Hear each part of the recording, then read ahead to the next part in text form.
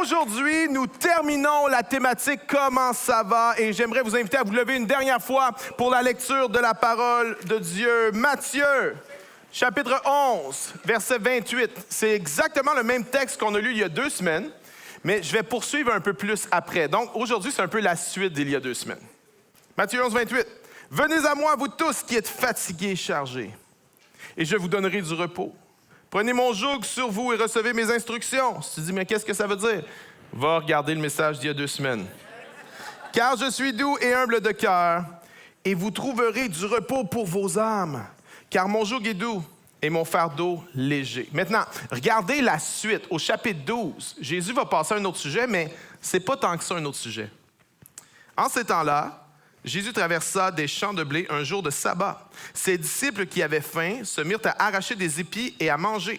Les pharisiens, voyant cela, lui dirent « Voici, tes disciples font ce qu'il n'est pas permis de faire le jour du sabbat. » Mais Jésus leur répondit « N'avez-vous pas lu ce que David fit lorsqu'il eut faim, lui et ceux qui étaient avec lui? Comment il entra dans la maison de Dieu et mangea les pains de proposition qu'il ne lui était pas permis de manger, non plus qu'à ceux qui étaient avec lui et qui étaient réservés aux sacrificateurs seuls. » Ou n'avez-vous pas lu dans la loi que les jours de sabbat, les sacrificateurs violent le sabbat dans le temple sans se rendre coupables?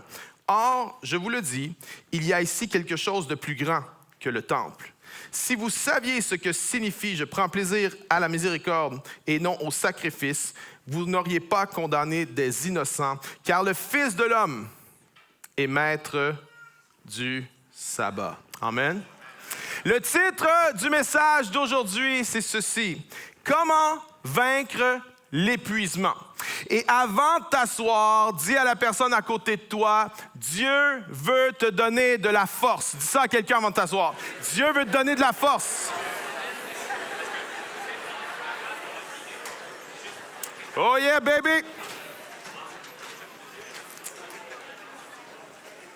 En 1965, il y a un groupe d'experts, des futurologues de la technologie qui ont eu une audience devant le Sénat américain.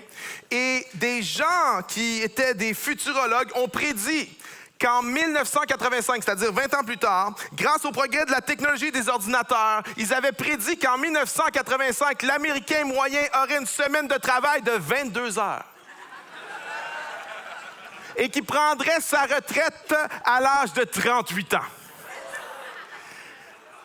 Comment ça semble ridicule, ce truc-là, 60 ans plus tard aujourd'hui? Selon l'Institut Barna, c'est 75% des Américains qui se sentent épuisés à leur travail. On dirait que tout le monde se sent épuisé. Les PDG, les employés, les étudiants, les travailleurs, les jeunes, les vieux, les gens mariés, les gens célibataires, les gens avec enfants, les gens sans enfants. Même les chiens sont épuisés aujourd'hui. Lorsqu'on a eu notre chien, elle jappait tout le temps, on a fait venir une spécialiste du chien, puis elle a dit, c'est parce que votre chien fait de l'anxiété. Elle a dit, vous devriez considérer la médication. Je dis, non! Non, on va pas voir ça. C'est comme si tout le monde est épuisé, et l'épuisement mène parfois au burn-out. Ellen Peterson a dit ceci, le burn-out n'est pas un endroit que l'on visite et dont on revient, c'est notre résidence principale. On a développé un lien, une relation malsaine avec le travail. Pourtant, le travail, c'est un truc extraordinaire. Le travail, c'est un don de Dieu, mais on a perverti le travail. Aujourd'hui, parfois, on a tendance à trop travailler au nom des 2 idoles, les plus grandes idoles qu'on a en Occident, c'est-à-dire l'argent et le succès. On a tendance à trop travailler. Travail pour avoir plus. Travail pour monter, et ça mène au burn-out. Mais l'inverse est aussi vrai. Et ça, on le voit beaucoup aujourd'hui. Plusieurs personnes se sentent épuisées, non pas parce qu'elles travaillent trop, mais plusieurs personnes se sentent épuisées parce qu'elles ne travaillent pas assez. On appelle ça le bore-out. Yeah, c'est un nouveau terme, OK? Alors, soit il y a des gens en burn-out, soit il y a des gens en bore-out, mais la cause des deux, c'est le péché. Le péché a perverti notre relation avec le travail et beaucoup d'entre nous, on se sent épuisés. Si on prenait un moment de vulnérabilité, si on passait le micro dans la salle, Combien de personnes ici ce matin se diraient, je suis épuisé, je me sens épuisé. Et on a vu il y a 2 semaines, Jésus a dit, venez à moi vous tous, qui êtes fatigués, chargés, et je vous donnerai du repos. Et on a vu qu'il a dit 2 choses. Pour trouver le repos, il faut venir à Jésus. Premièrement, il faut aller vers lui, il faut aller dans sa présence. Dans l'Ancien Testament, le repos était associé à Dieu lui-même. Dans Exode 33, l'Éternel répondit, je marcherai moi-même avec toi et je te donnerai du repos. Dans l'Ancien Testament, le repos est associé à Dieu. Alors, quand Jésus dit « Venez à moi, vous tous qui êtes fatigués et chargés, et je vous donnerai du repos », c'est un statement de fou, là. Jésus est en train de dire « Le Dieu de la Bible, le Dieu de l'Ancien Testament, le Dieu créateur, il est en train de dire « C'est moi ». Jésus est en train d'affirmer sa divinité. J'aimerais dire, aller à Jésus, c'est aller à Dieu. Il y a des gens qui ne comprennent pas ça. Hein? Pourquoi? Parce qu'on est déchristianisé. Il y a quelqu'un qui est venu voir il y a quelques semaines, puis je parlais de Jésus, puis il dit « Hey, il dit juste te dire une affaire, t'as de l'air de parler de Jésus comme s'il était Dieu. » Je dis « Exactement, c'est ça. C'est lui, c'est le même, le Père, le Fils et le Saint-Esprit, un seul Dieu. Aller à Jésus, c'est aller à Dieu. Et regardez ce que les Écritures disent sur ceux qui sont fatigués, épuisés, qui vont à Dieu. Ésaïe 40, ne le sais-tu pas? Ne l'as-tu pas appris? J'aime ça. T'es pas au courant, man? C'est le Dieu d'éternité, l'Éternel, qui a créé les extrémités de la terre. Il ne se fatigue point. Il ne se lasse point. Il donne de la force. Je pense savoir amen. Je vous donne une autre chance. Il donne de la force à celui qui est fatigué. Il augmente la vigueur de celui qui tombe en défaillance. Les adolescents se fatiguent et se lassent. On est au courant. Et les jeunes hommes chancellent. Mais ceux qui se confient en l'Éternel renouvellent leur force. Ils prennent leur envol comme les aigles. Ils courent et ne se lassent point. Ils marchent et ne se fatiguent point. Si tu veux te reposer, tu dois aller à Jésus. Je ne sais pas si tu es dans une grosse période en ce moment. Moi, je suis dans une grosse période. OK? Puis moi, ma semaine ne commence pas le lundi, elle commence le mardi. Puis mardi matin, je me suis levé puis je me suis dit, j'y arriverai pas. It's too much for me. Mais j'ai commencé à prier Ésaïe 40. Que Dieu donne la force à celui qui est fatigué. Et je ne l'ai pas prié comme, OK, je vais me convaincre de ça, je vais me faire un brainwashing. Non, c'était plus, Seigneur, je viens devant toi, je viens dans ta présence parce que je le sais que tu donnes de la force à celui qui est fatigué. Je le sais que celui qui se confie en toi renouvelle ses forces. Je sais que celui qui se confie en toi peut courir sans se fatiguer, sans se lasser. J'aimerais te dire, ça marche. Si tu es dans une grosse période, tu penses que tu ne vas pas y arriver, tu es épuisé, tu es fatigué, il faut que tu ailles à Jésus. Il y a des forces dans la présence de Jésus, c'est vrai, c'est tangible. Si tu ne l'as jamais expérimenté, j'aimerais dire, abandonne-toi à Jésus, apprends à développer cette relation avec Jésus. Il y a un David Potier avant d'entrer à la prière, puis un David Potier en sortant du lieu de prière. Puis j'aimerais dire, c'est pas le même gars pantoute. Pantoute! Vois-tu, une des choses qui me préoccupe aujourd'hui, c'est pas qu'on est épuisé, anxieux et déprimé. Je ne suis pas tant préoccupé par ça. Savez-vous pourquoi? Parce qu'être épuisé, anxieux et déprimé, ça fait partie de l'expérience humaine. Maintenant, voici ce qui me préoccupe. Voici ce qui me préoccupe. C'est pas qu'on est déprimé, anxieux et épuisé. Ce qui me préoccupe le plus, c'est qu'on a cru le mensonge que c'était normal de rester comme ça. On a capitulé. On a perdu l'espoir que ça peut changer. On a abdiqué que ça peut changer. Et on a fait de nos problèmes notre identité. J'aimerais dire, il y a dans la présence de Dieu des forces. Il y a dans la présence de Jésus du repos. Et ne laisse pas ce narratif que ça va toujours être comme ça puis que c'est normal d'être comme ça, écrire l'histoire de ta vie, là. Dieu a quelque chose de différent pour toi que de toujours être épuisé, toujours être fatigué, toujours être déprimé. Really? Ça fait partie de l'expérience humaine, mais c'est pas l'adresse où tu habites. Tu vas faire un petit tour là de temps en temps. C'est inévitable. Mais tu n'habites pas là. Dieu a autre chose que ça pour toi. Cette semaine, on commençait à acheter les cadeaux de Noël, puis on a commandé un truc sur Amazon, une théière, vraiment nice. Et quand j'ai reçu la boîte, il y a un slogan sur la boîte, c'était écrit « Là où il y a du thé, il y a de l'espoir ». Puis moi, j'ai lu ça, puis je me suis dit, j'aime le thé, OK? J'aime vraiment, je suis un freak du thé. Je suis un fanatique du thé. Mais là où il y a du thé, il y a de l'espoir. Vraiment? Je sais pas, je suis pas sûr, moi. J'aimerais dire, il y a dans la présence de Jésus la possibilité d'avoir la victoire sur l'épuisement, la possibilité d'avoir la victoire sur l'anxiété, d'avoir la victoire sur la dépression. Avec tout le respect que j'ai pour le thé, j'aimerais dire, l'espoir n'est pas dans le thé. L'espoir est en Jésus. L'espoir est en lui. Ceux qui se confient en l'Éternel renouvellent leur force. Applaudis plus fort, mon ami. Le Dieu qui nous donne de la force.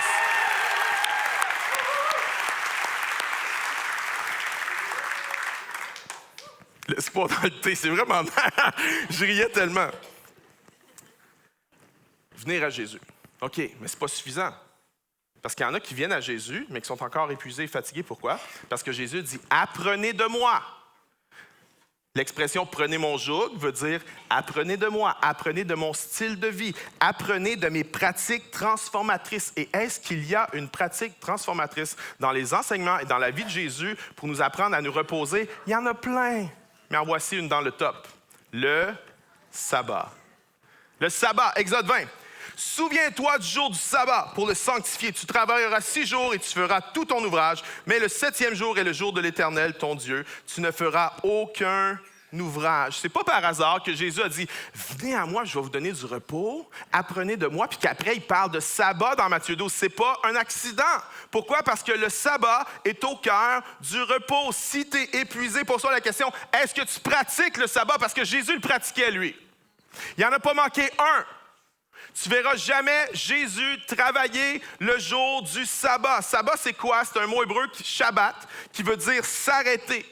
Un jour de sabbat, c'est un jour où tu arrêtes de travailler, tu arrêtes de t'occuper, tu arrêtes de faire pour être. Mais sabbat veut aussi dire se délecter, de prendre plaisir. Quand tu prends un jour de sabbat, c'est pour prendre plaisir dans la vie, prendre plaisir dans les gens que Dieu a placés autour de toi, prendre plaisir au travail que tu as accompli dans la dernière semaine, mais aussi prendre plaisir surtout en Dieu lui-même. Amen.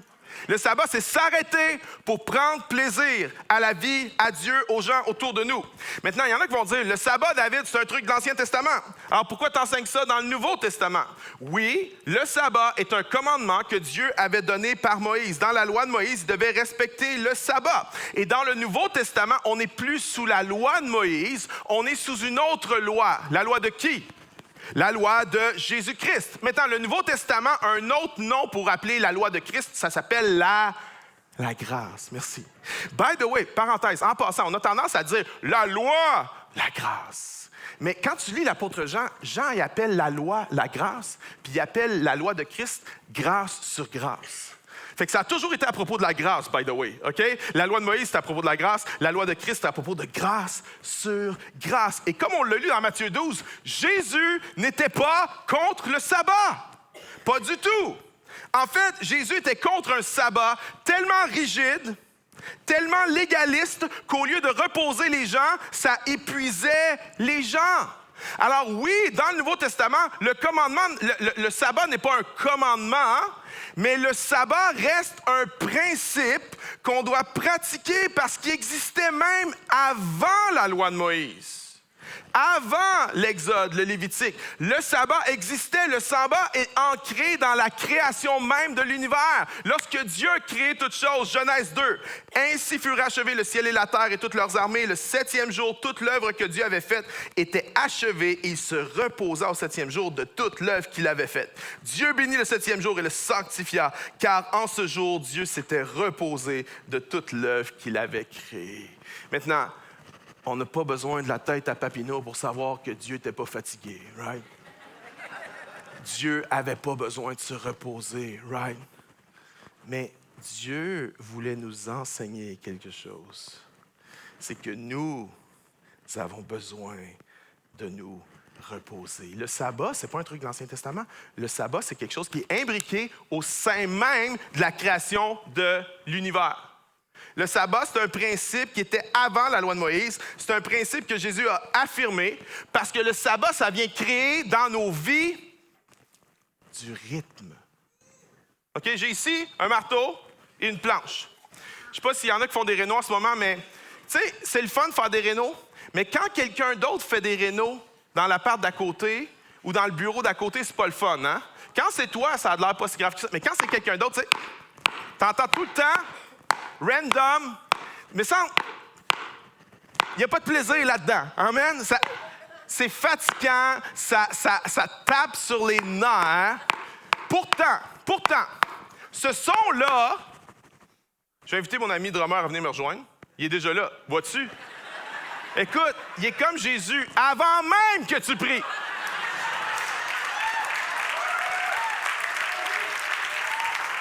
Yeah! Pourtant, ce son-là n'est pas si différent de ce son-là. Ça se ressemble quand même. Il y en a qui disent non. Oui, ça se ressemble. OK? Ruine pas mon illustration. Ça se ressemble. Maintenant, ceci, il n'y a pas d'intentionnalité, il n'y a pas d'intervalle, il n'y a pas d'espace. Et ça gosse. Mais lorsqu'intentionnellement, il y a de l'espace, lorsqu'intentionnellement, il y a du silence, lorsqu'intentionnellement, il y a du rythme, on obtient ceci.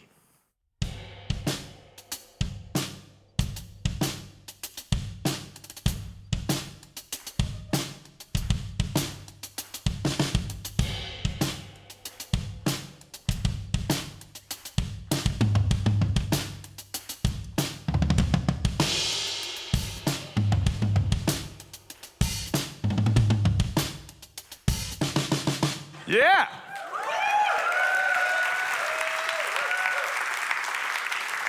C'est quoi la différence entre les deux? L'espace, le silence, le rythme. Il y en a, tu ne respectes pas le sabbat, puis ta vie ressemble à un son agressant. Un son de frigidaire, tu sais, un vieux frigidaire. Ta vie ressemble à ça parce qu'il n'y a pas d'espace. Il n'y a pas de rythme. Le sabbat vient créer du rythme. Sinon, voici à quoi ressemblent nos vies.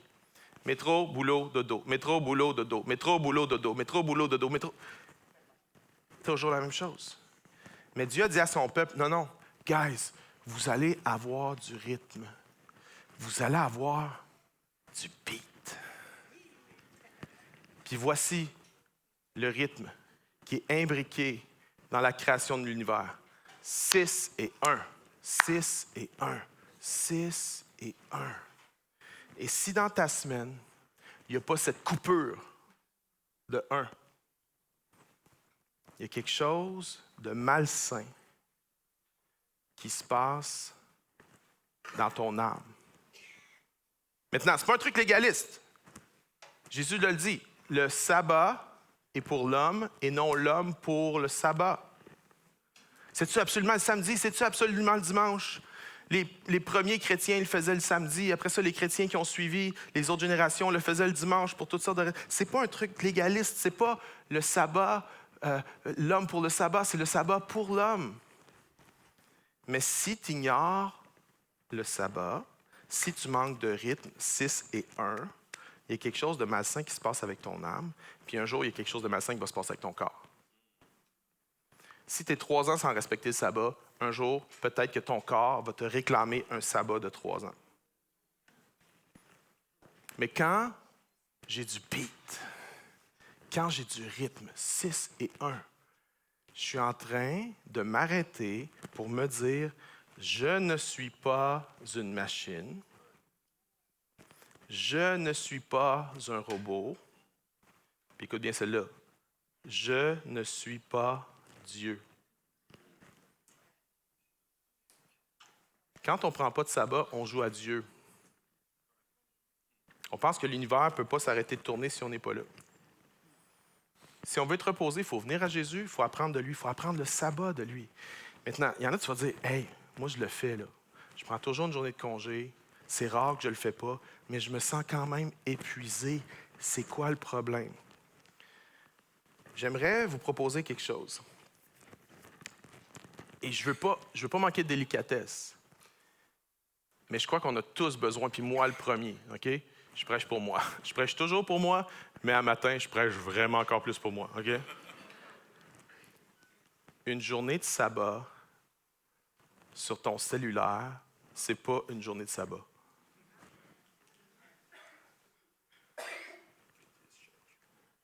C'est peut-être même plus fatigant qu'une journée de travail. Une journée de sabbat sur ton cellulaire, ce n'est pas une journée de sabbat. Un des plus gros problèmes que je rencontre dans ma pratique pastorale, c'est le suivant. C'est des gens qui sont épuisés et qui sont convaincus que c'est à cause de leur travail. C'est même pas à cause de leur travail. Ah, ils n'ont peut-être pas la job de leur rêve, là. Mais c'est même pas à cause de leur travail. Ils sont épuisés à cause de quelque chose d'autre. Ils sont épuisés à cause d'une addiction à la dopamine.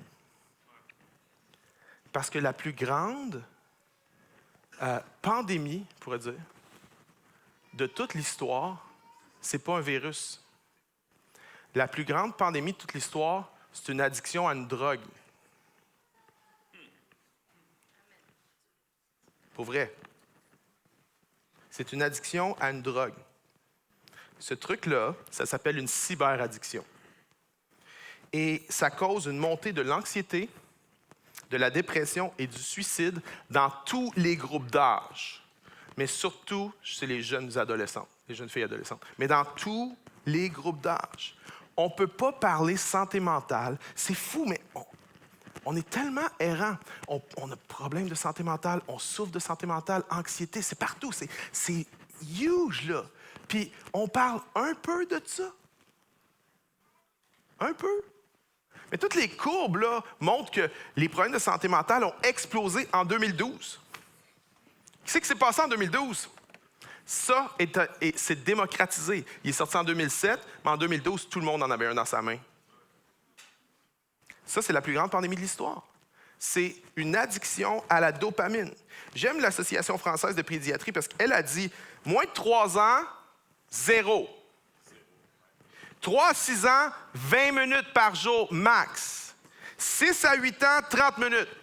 8 à 10 ans, 45 minutes max. C'est pas un but à atteindre, hein? C'est un maximum, by the way.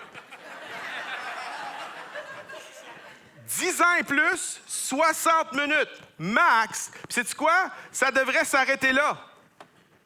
Il ne devrait pas y avoir de « OK, quand je suis un adulte, là, je passe... » Non. Parce que la machine n'affecte pas juste les enfants. La machine nous affecte, nous aussi. On fait juste commencer à parler des interdits dans les écoles. Ça commence à se parler. Puis, il y a beaucoup de résistance à ça. Bon, chez les élèves, il fallait s'y attendre, right? Mais savez-vous quoi? La résistance ne vient pas juste des élèves. La résistance vient des parents puis de beaucoup de profs. Savez-vous pourquoi? Alors que c'est évident. C'est parce qu'on est addict.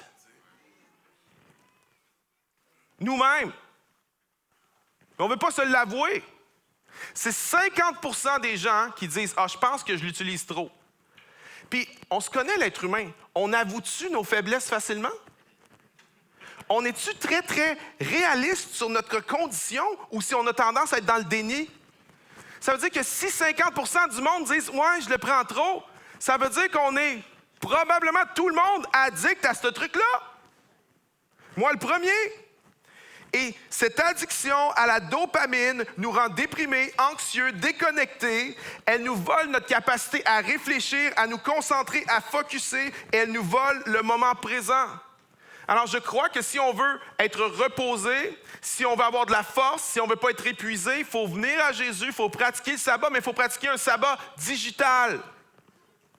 Ça prend un jour où je mets la machine à off. Le terme sabbat digital a été inventé en 2010 par Tiffany Shlain et son mari Ken Goldberg. Elle a attrapé un cancer, la fille, puis elle s'est mise à réfléchir là-dessus sur sa vie. Elle a dit « ça n'a pas de bon sens, je suis toujours là-dessus ». Et le terme sabbat digital est utilisé pour décrire une journée de repos, sans écran, sans smartphone, ordinateur, tablette ou même télé. Un sabbat digital pour des cyber-addicts. Et là, tu dis « j'ai pas ce problème-là, moi ». OK, T'en as-tu un? Petit questionnaire. Est-ce que tu as déjà texté en conduisant? Est-ce que tu as déjà préféré être sur ton cell que de parler avec la personne qui était devant toi? Est-ce que tu emmènes ton téléphone dans toutes les pièces où tu vas? Est-ce que la première chose que tu fais le matin, c'est de toucher ton Dieu? Est-ce que tu t'isoles seul parfois pour être seul avec ton téléphone? Est-ce que ça t'arrive de te coucher trop tard pour avoir été sur ton téléphone? Est-ce que tu te prends ce truc-là quand tu es dans ton lit? Est-ce que tu as déjà essayé de réduire ton utilisation de ce truc-là puis tu n'y es pas arrivé? Est-ce que tu es capable de le fermer sans péter une crise d'anxiété? Vois-tu? Comme la majorité d'entre nous, tu es probablement addict.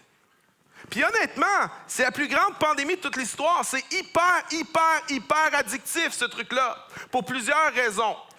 En voici quelques-unes. Une des raisons, c'est que c'est un truc addictif parce que dans ce truc-là, il y a plein de trucs addictifs. Jeux vidéo, pornographie, gambling, magasinage, médias sociaux, messagerie texte, etc. Tout ça dans un seul appareil, dans tes poches, disponible 24 heures sur 24. En plus, ce truc-là a été designé pour être addictif. Les sons, les buzz, tout est fait pour que ta consommation augmente. Pourquoi? Parce que les compagnies qui ont créé ces trucs-là, ton attention égale monétisation. Time equals money. Puis plus que tu es dessus, plus qu'ils font de l'argent avec toi. Tu dis, mais non, c'est gratuit. Non, ils ont plein de méthodes vraiment subtiles, OK? Pour te faire dépenser ton argent là-dedans. Alors, c'était designé pour être addictif. C'est facile d'accès. On s'entend dessus, tout le monde en a un. Tu vas dans les pays les plus pauvres de la planète, tout le monde a ce truc-là. J'en reviens pas. By the way, ça coûte pas cher là-bas. Pourquoi ça coûte cher ici? Je sais pas. Mais c'est de même. C'est de même. En plus, l'accès est facile. En plus, c'est socialement acceptable. Tu sais, les addictions, on célèbre pas ça quand même. Tu sais, le gars qui va donner à son fils de 5 ans une bouteille de bière. Le gars qui va donner à sa fille de 8 ans un paquet de cigarettes, on dit hey. Hein? La fille qui va donner à ses enfants des revues porno. Tiens, prenez ça, les kids, c'est tellement nice. On va tout faire comme ça va? Mais le parent qui offre le dernier iPhone à son enfant, il est tellement un bon parent, right? C'est socialement acceptable. Et en plus, ça vient amplifier les autres problèmes. Ce truc-là amplifie l'anxiété. Il amplifie la dépression. Il amplifie l'abus de substances et même les troubles obsessifs compulsifs, les TOC. Ça amplifie les TOC chez les gens. L'usage excessif de ces machines-là vient créer un bruit. Un bruit qui est constant. Un bruit qui est épuisant. C'est tellement addictif que quand il est dans la même pièce que toi, c'est comme s'il crie pour ton attention. Des fois, je suis en train de travailler, je le cache en dessous d'une pile de papier. Mais c'est comme s'il crie. Viens me chercher! Viens me chercher! T'as besoin de moi! J'ai besoin de toi! On a tellement de belles relations ensemble! Abandonne-moi pas de même! Ce truc-là crie pour ton attention. Alors, on se met à vivre dans un état constant de bruit et on devient, comme Blaise Pascal l'a dit, des mendiants du tumulte. On va mendier pour le bruit parce qu'on n'est pas capable de vivre sans bruit. Et le problème n'est pas seulement la menace sur nos capacités cognitives, parce que c'est là. C'est très, très, très fort, là. C'est là.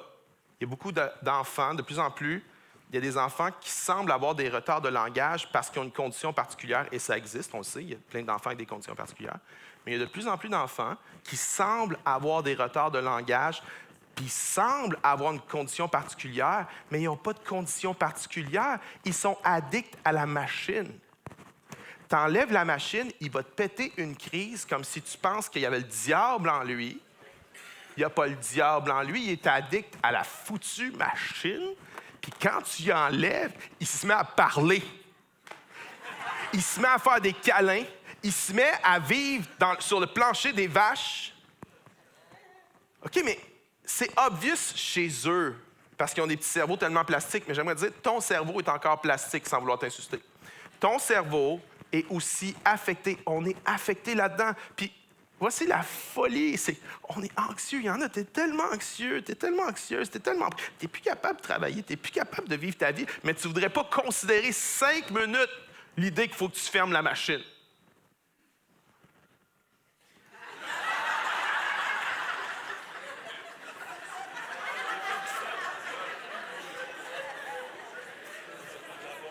Non, mais pense-y, là.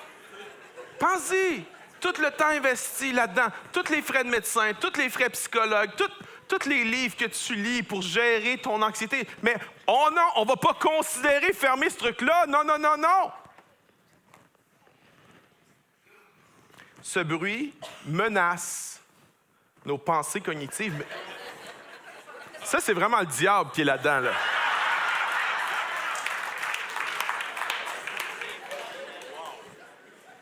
Mais ce bruit menace, ça veut surtout pas juste les capacités. Puis, honnêtement, là, il y en a, tu étais un reader avant, tu pouvais lire là, pendant des heures, puis tu avais une capacité d'absorber l'information. Puis là, tu n'es même plus capable de lire pendant 3 minutes, puis tu dis, je dois vieillir, c'est pas que tu vieillis. Ça affecte le cognitif, mais savez-vous, c'est quoi le truc qui est plus affecté? L'âme. Ce bruit nous fait oublier qu'on a une âme. Andrew Sullivan a écrit un article en 2016, il a appelé ça « Avant, j'étais un être humain ». Et il parle de son expérience dans un centre de désintoxication digitale, où pendant plusieurs jours, il n'a pas eu accès à téléphone, tablette, ordinateur ou même télé.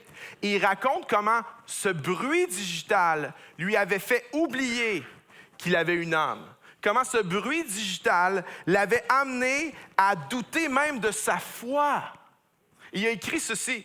La raison pour laquelle nous vivons dans une culture de plus en plus sans la foi, ce n'est pas parce que la science a en quelque sorte réfuté les choses qu'on ne peut pas prouver, mais parce que le bruit de la sécularisation a enterré le calme et la tranquillité.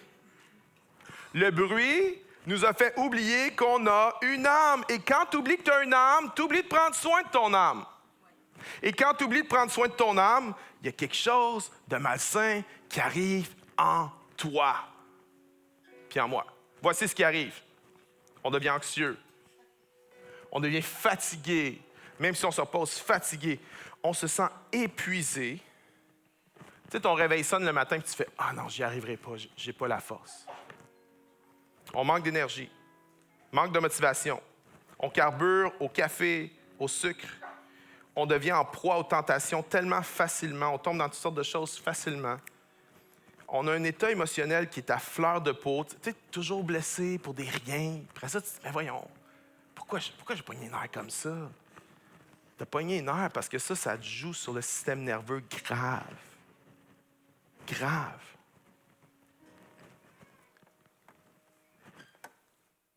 Ça nous distance des autres, ça nous distance de nous-mêmes et ça nous distance de Dieu. Je suis tombé sur une citation de Ronald Rolheiser, puis ça m'a encouragé. Je me suis dit, c'est vraiment nice ce qu'il dit. Regardez ce qu'il dit. Nous sommes plus occupés que mauvais. Il y en a, c'est comme, je ne suis pas un bon chrétien, je ne suis pas proche de Dieu, j'y arrive pas. Non, nous sommes plus occupés que mauvais, plus distraits que non spirituels, plus intéressés dans les salles de cinéma, les stades, les centres d'achat et la pseudo-vie qu'ils produisent en nous que nous sommes dans l'Église. L'occupation pathologique, la distraction et l'agitation sont des bloquants majeurs à notre vie spirituelle. J'aime ce qu'il écrit, il dit, David, t'es pas si pire que ça. Dans un temps, ça fait du bien de se le faire dire. T'es pas si pire que ça. T'es juste distrait. T'es juste addict à la dopamine.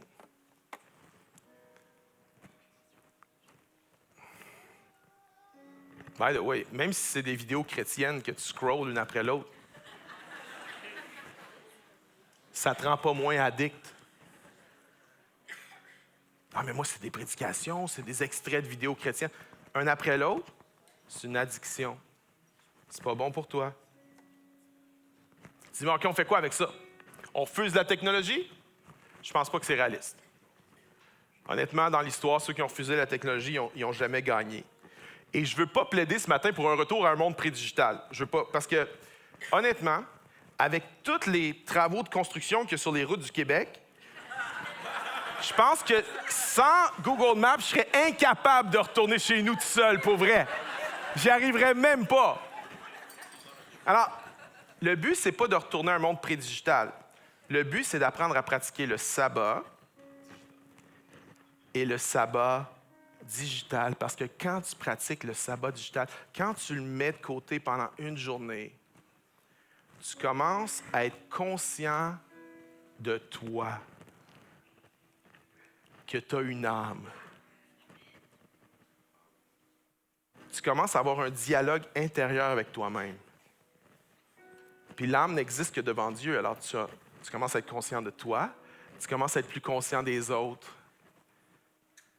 Le nombre de fois que quelqu'un te parle, puis le nombre de fois, puis tu les vois pas, tu les oublies parce que tu es là-dessus.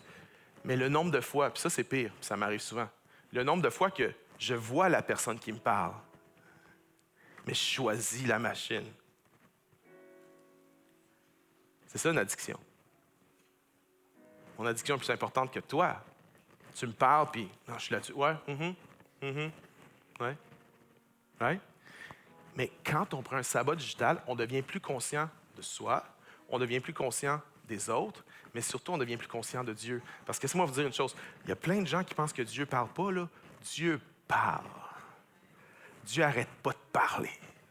Dieu est incapable de ne pas parler, ça fait partie de sa nature. Dieu parle, il a créé le monde en parlant. Le nom de Jésus, c'est la parole de Dieu. Dieu parle, il parle constamment. La question, c'est pas est-ce que Dieu parle, la question, c'est est-ce qu'on entend ce qu'il dit.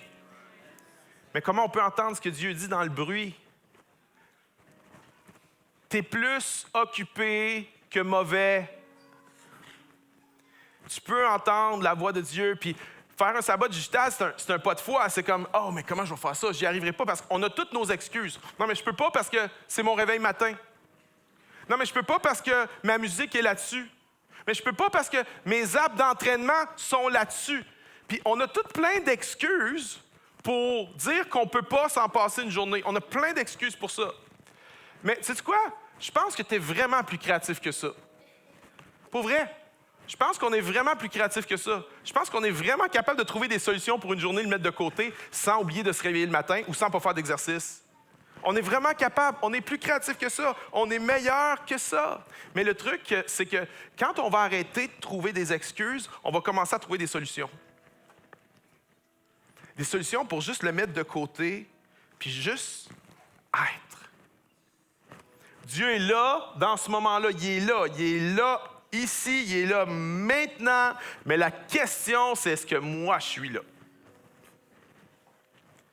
Une journée par semaine. Honnêtement, je le sais, écoutez-moi bien, je ne veux pas être un gars simpliste, je ne pense pas que je suis simpliste. Par contre, je crois que des fois, il y a des choses simples qui font une grosse différence. Et je sais que la santé mentale, c'est un enjeu complexe. Je sais qu'il y a plein d'affaires autour de ça. Mais je sais qu'il existe des solutions simples quand même, qui vont faire une méga différence. Il y en a, tu as tout essayé, sauf cette affaire-là, parce que tu ne veux pas. Mais je peux te dire que le jour qu'on va dire, non, je fais un sabbat digital, puis aussi, une autre chose, on en a parlé aux jeunes adultes l'autre fois avec Jasmin, c'est qu'il y a des gens qui pratiquent le 8 à 8. Tu n'y touches pas avant 8 heures le matin, puis tu ne touches plus après 8 heures le soir. Un sabbat digital et le 8 à 8, là, ça change la vie de tout le monde ici. La compassion va monter. La joie, la présence d'être là avec les autres, d'être là avec Dieu. C'est fou, là. Je suis en train de te parler de quelque chose que Dieu veut parler à ton cœur aujourd'hui. Tu sais, c'est tellement lourd pour certaines personnes, mais on ne considère pas ça. Même la communauté scientifique commence juste à en parler parce qu'on n'est pas capable de se regarder dans le miroir et de dire « j'ai ce problème-là, moi aussi ». Il y a tellement de bonnes choses là-dedans, mais ça doit avoir sa petite boîte, puis ça doit rester là-dedans. Je crois vraiment. Je ne veux pas que cette série-là, ce soit quelque chose qu'on fait juste passer à d'autres choses. Je ne veux pas que cette série-là soit comme « OK, on a parlé de santé mentale. C'était cool qu'on en a parlé. Ça n'a rien changé dans ma vie, mais je suis content qu'on en ait parlé. » Non, si on pouvait réduire toute la série à 2 choses. Puis traite-moi de simpliste si tu veux. Mais, puis je dis pas que c'est tout. Écoutez-moi bien, je dis pas que c'est tout. Mais si on pouvait réduire la série à 2 choses, comment aller mieux, là? Passe du temps avec Jésus. Puis ferme la machine. Aidez-moi. Puis les 2 sont liés. Ça, si la machine est toujours ouverte, je ne peux pas passer du temps avec Jésus. J'y arrive pas. Ferme la machine et passe du temps avec Jésus. Et que par la grâce de Dieu,